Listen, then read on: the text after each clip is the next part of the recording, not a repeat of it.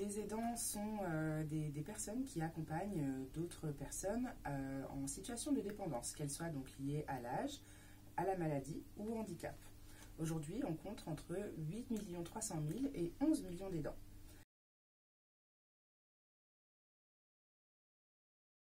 On peut dire que la majorité des aidants sont des femmes puisqu'elles dépassent les 50%. On sait que plus le volume d'aide augmente et plus les femmes sont représentées dans l'aidance.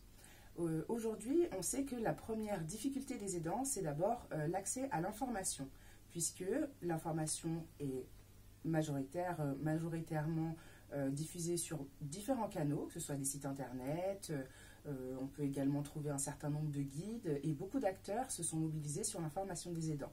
Malheureusement, c'est une information qui est éparse, et finalement, les aidants ont du mal à trouver la bonne information au bon moment.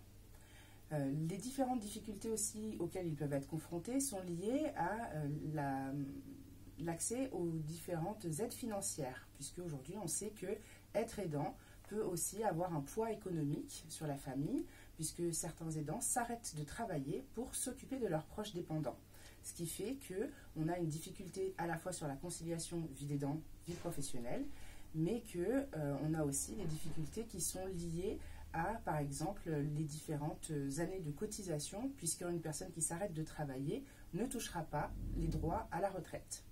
Donc ce sont des choses qui sont en train de s'améliorer, puisque au fur et à mesure du temps, on va voir que les choses sont en train de bouger. D'abord, il faut remercier la Massif d'avoir sorti la question des aidants de l'anonymat. C'était quelque chose qui n'était pas connu, qui l'avoir mis en pleine lumière est quelque chose d'extrêmement important.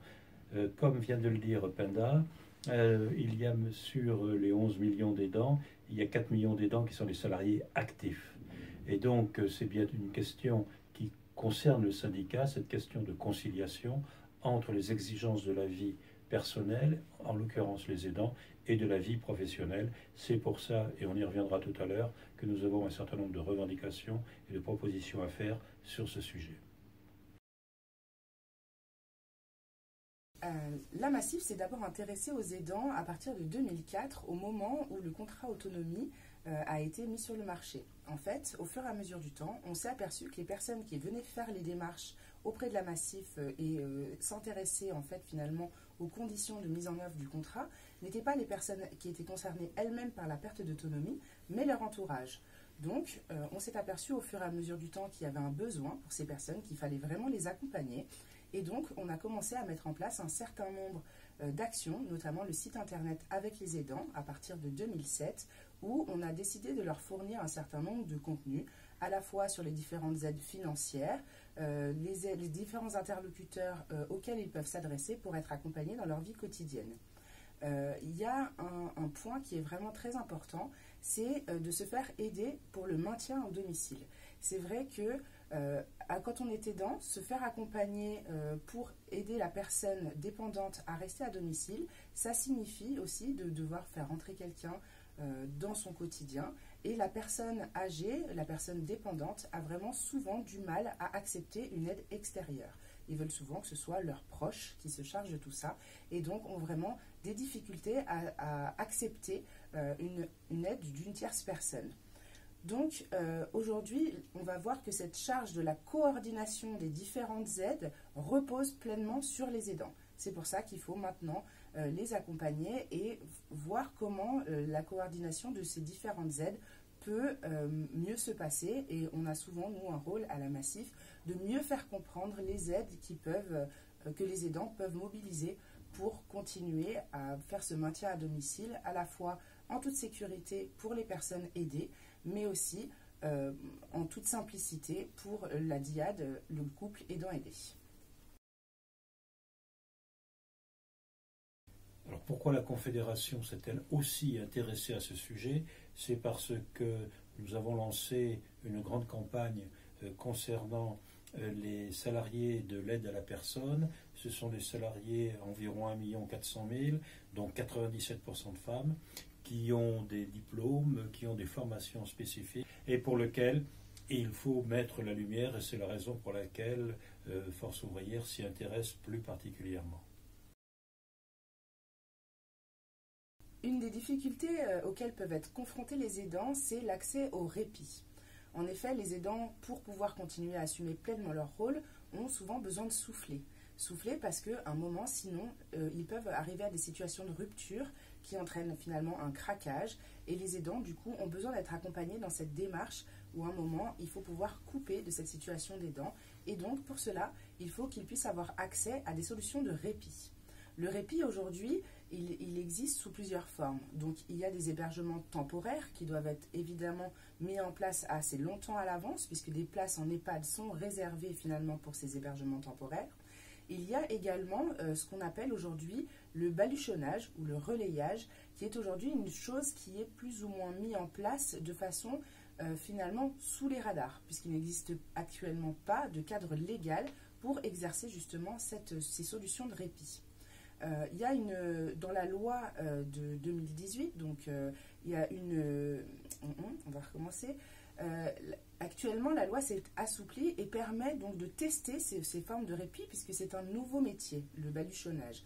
Donc l'idée, c'est, comme ça vient du Québec, l'idée est de remplacer l'aidant au domicile, en lui permettant donc de partir en vacances ou de programmer une hospitalisation, et de se faire remplacer donc à son domicile par une personne qui viendrait donc à la fois entre 4 jours et une semaine pour assumer le rôle de l'aidant tout en laissant en place les différentes aides à domicile qui existent déjà.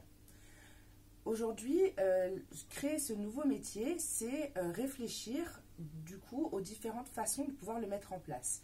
Il existe sous forme mandataire, donc en particulier employeur, et ce qu'aujourd'hui on cherche à mettre en place avec la Massif, c'est de réfléchir à des formes prestataires, puisque nous souhaitons pleinement que ces personnes qui vont accompagner les aidants dans le répit soient des personnes qui soient formées et accompagnées en toute sécurité pour évidemment s'assurer que les prestations soient réalisées dans le respect des règles du travail, avec des bonnes conditions salariales et avec une rémunération qui soit juste et équitable.